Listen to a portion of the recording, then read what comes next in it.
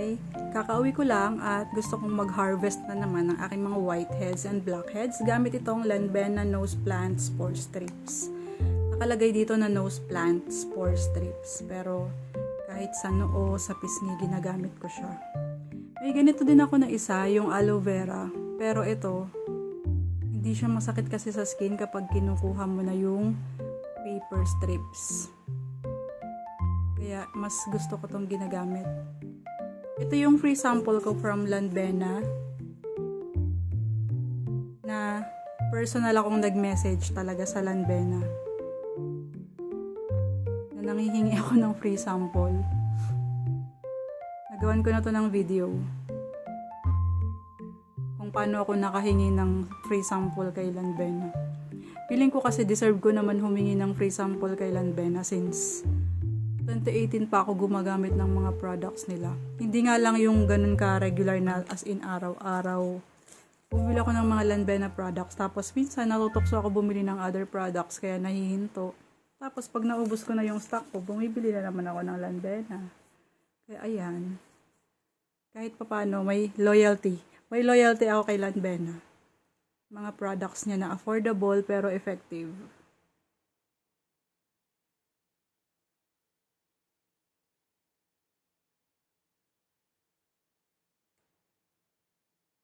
Ganyan lang siya, tapos ididikit mo. Dalawang lang ang gagamitin mo. Itong nose plant spore strips, tapos itong paper.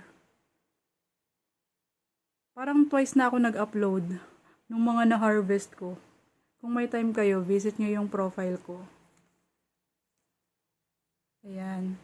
Tapos ang satisfying niya kapag hina-harvest mo na or kinukuha mo na yung mga yung mga natuyo na So, ganyan lang siya sa mga hindi pa nakakaalam ng ganito product. So, ilalagay mo lang siya sa face and then didikitan mo na siya. Naku, try nyo to. Very satisfying. And unlike sa ibang pore strips na masasaktan ka kasi makakasama yung mga facial hair mo, ito hindi. Hindi siya dumidikit talaga sa skin. Dumidikit lang talaga siya dun sa target niya na whiteheads and blackheads. Kaya nakakatuwa talagang gamitin to. Kung gusto niyo nito, maglalagay ako ng link sa yellow basket para masubukan niyo din. Medyo matagal tong kaya ikakat ko na lang din yung video after kong maglagay nito. Tapos ang dami niya Ganyan siya kalaki 30 grams siya, pero ayan. Mabango din yung amoy niya. Yung dati na-disappoint ako dito kasi ang labnaw niya. Sabi ko, paano didikit yan sa Ang labnaw niya. Kasi yung iba, di ba, puting-puti yung kulay. Ito malabnaw siya. Parang glue. Pero effective, as in. Pangatlong gamit ko na to nito. Tapos, every time na nag-harvest ako ng whiteheads, ina-upload ko talaga yung result. Yung nakukuha sa papel. Kasi talaga, effective siya.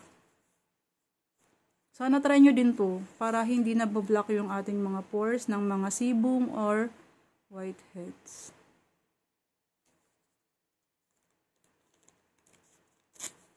So, ayun lang. Medyo mahaba na tong video ko. Patutuyuin ko lang to. Try it. Check mo yung yellow basket.